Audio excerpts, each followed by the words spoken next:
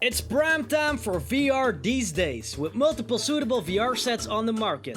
You have your Oculus and Vive, but you can even turn your mobile phone in a full VR headset with just a well-designed piece of cardboard. Many big titles are being released for VR, which makes it a very interesting investment to purchase at this moment. With games from Star Wars, Rick and Morty creator Justin Roiland, and also many horror projects. Nintendo also decided to jump on this train this year with Labo VR, which is again developed by putting together a piece of cardboard which is compatible with your Nintendo Switch. Too bad you have to hold it yourself instead of a head strap. But this isn't the first time that Nintendo experimented with this medium, and it probably won't be the last, as we can see from recent patents. But I'll get back to that. In 1995, a brand new console released from Nintendo, which was at the back end of the Super Nintendo Entertainment System's lifespan, the Virtual Boy, Nintendo's first brush with VR. And while VR is much accepted and a loved platform these days, then it wasn't that popular yet. Anticipation for the Virtual Boy was high, as Nintendo's own projections suggested that it would sell 3 million hardware units and 14 million software units within just 8 to 9 months in Japan alone. Unfortunately, that wouldn't become the case. Virtual Boy would release with 5 games at launch, which would be Galactic Pinball, Mario Tennis, Panic Bomber, Red Alarm, and Telero Boxer. The promise was that 2 more games would release each month.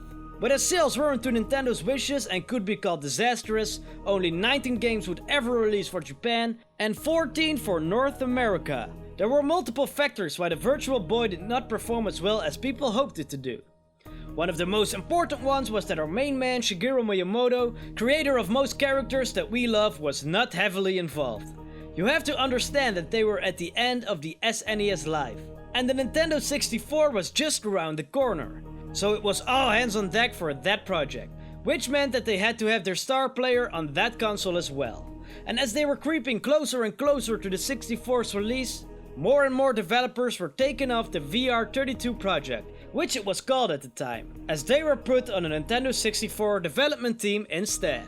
At the end, it was so clear that Nintendo didn't want to put a lot of effort in the Virtual Boy anymore that they decided to release it without it being completely finished. And boy, that wasn't a smart thing to do. Sales were so bad that Nintendo decided to stop production of the console not even half a year later. Only 770,000 Virtual Boys were sold worldwide, making it the second worst Nintendo console ever, just after the 64DD. Gamers and critics weren't all too positive of the console itself. Complaints covered multiple aspects of its existence, like the price. The console at launch cost $179.95, which was cheaper than your PlayStation or Sega Saturn, but also considerably pricier than a Game Boy.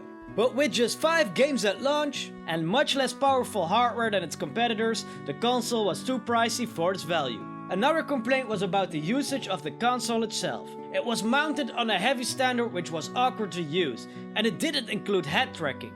Quality of the games was low, as they were short and they were not in full color, and the console itself was called antisocial.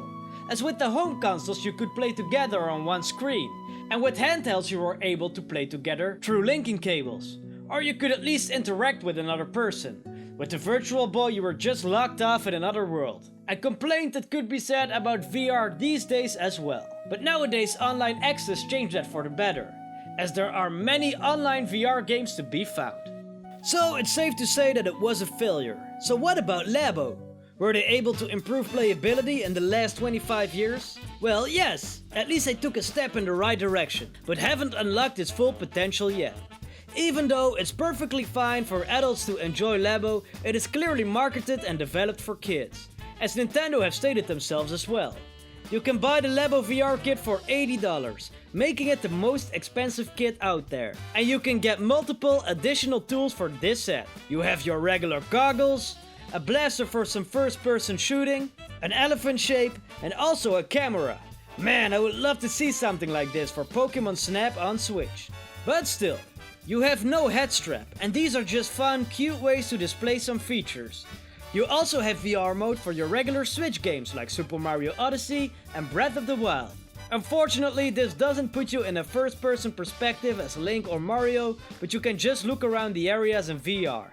But nonetheless, the feature works really well, and for what it does it greatly.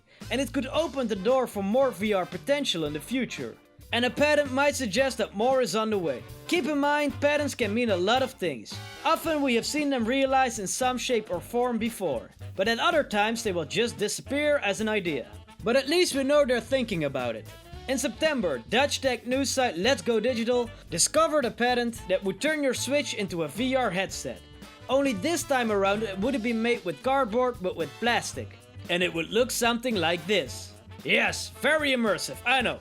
It would work similar as the Labo VR kit, as you have to hold the console yourself. Could this mean more VR is on the way for some bigger titles for the Nintendo Switch?